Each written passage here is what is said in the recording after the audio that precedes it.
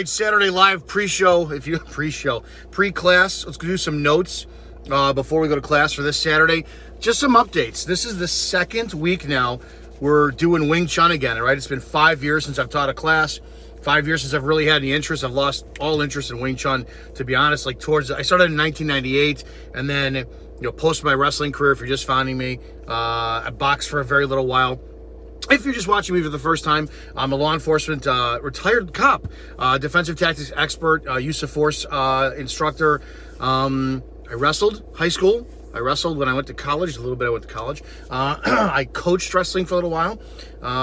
Boxed very, very, very briefly. Only had 3 matches. Smokers. I'm 1 and 2 in that. And then I've done Wing Chun forever. That's just about that. All right, so the class update. I had a school for quite a while, and then stopped teaching back in 2017. Lost all friggin' passion for it. Couldn't stand it. And then I'm back in it. So here's some updates on the class and the updates on me and my skill set. We'll go on updates on my skill set first. Number 1, dude, mentally, my reflexes are still there. They're great. Of course they're dulled a little bit, but they're still there, and that's awesome. My endurance? No. We did footwork drills for the first time on last week, Wednesday, and I was demonstrating it. And there's always training and application. So when I have people learn how to step in Wing Chun, we have them step on the 70-30 weight distribution, because we want them understanding the propelling off of your back leg for energy. It's more along the lines of 90-10, right? We have that straight line going from your head through your hips to your back leg. We teach them, obviously, though, in application, that it's going to be a 50-50 stance, and either leg is your back leg. You just put more weight on one and go. So one of the things I'm always saying in class is, everything I always say is always correct. Don't you dare ever question me. Everything I say is never correct. It's your job to question me, as long as it's done respectfully. Because again, if we teach students, it's a 70-30 weight distribution, 90-10, you should always keep your weight in your back leg, and we never tell them that's for training, just so they'll have the focus on like that, just for an example, then that's all they're going to know. And the day they wind up needing their Wing Chun, they're going to be like, wait a minute, that 70-30 got me knocked right on my ass. Moving forward, again, going into it, so I started to do the 90 or the 90-10, and oh Lord, I mean, hip flexor, hip joint, balance of my quads, everything, because I just don't do it anymore. Also, when I wore boots on Wednesday, and when I wear non-gym shoes, I wear arch supports because I'm extremely flat-footed and I have an instep, right? And I want to save the life of my shoes, so I had insteps on, and that just never had a problem before.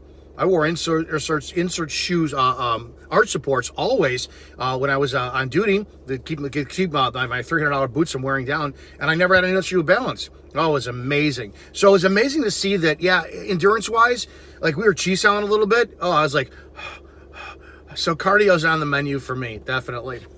Class-wise, we're a small class. I'm going to tell you to do this. If you're somebody who's running a class, tuition is key. One of the biggest mistakes I made while running my first gym was when people said, I want to come to class, but I can't afford tuition. Don't worry, come on in, train hard. Anyways, you devalue what's going on, and you're too focused on keeping people that others suffer in the training. Tuition is a must. If somebody's going to train with you, they have to pay tuition. I'm sorry, you have to. So we had 5 guys, the first class. One of them, and I do a group WhatsApp chat where I want classes to be training, but I also want the philosophical aspect. Now all of us to be connected and talking, in the WhatsApp chat. This is the philosophy. This is the idea behind it. This is the concept. So we don't waste so much time in class with lecture, right? That's where we got that on there. So somebody's like, hey, I really love the class, but I want to stay in the chat because I can't afford the class. I'm sorry, you can't. I'm sorry. Tuition has to be paid. That was the biggest mistake I made the first time doing my school, and I'll never do that again. It's respect to other students and respect to what's being passed on. So we're down to there's 4 of us, and we're keeping this very much. Since I have such a small class, I'm teaching people different things. I don't want the cookie cutter. And everybody, time 1, 2, 3, not just yet. I will do that when things get bigger, right? But for right now, I really want to sit there, give a broader brush, and then tighten things up as they go. Like with Christina, we're teaching her a sequence in Chisao, right? From day 1, we taught her rolling hands, right? And it's going to be lop chop, and then it's going to be lop chop and then lop strike. It's going to be, and then they're going to build off that. I'm going to pock her. She's going to pull the other way or pock in again. The point being is she's learning a sequence, which we know that's dangerous, because if she applies that sequence and it doesn't happen in order in a fight, she's screwed. But I want to have her see, all right, this is a concept. Wow. I want to have her see, if she lops chops. Okay, I have to have that pisiform bone perfectly go up to the throat, because she's also learning her distance, her proper attack range, all that.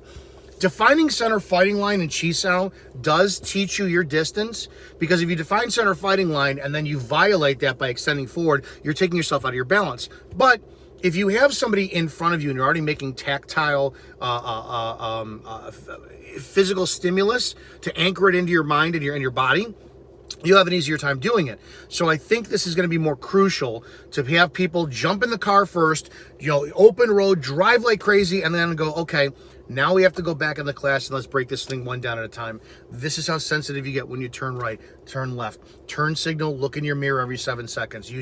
We have to give people a destination to go. So I have Carl. Carl's working on his body position, right?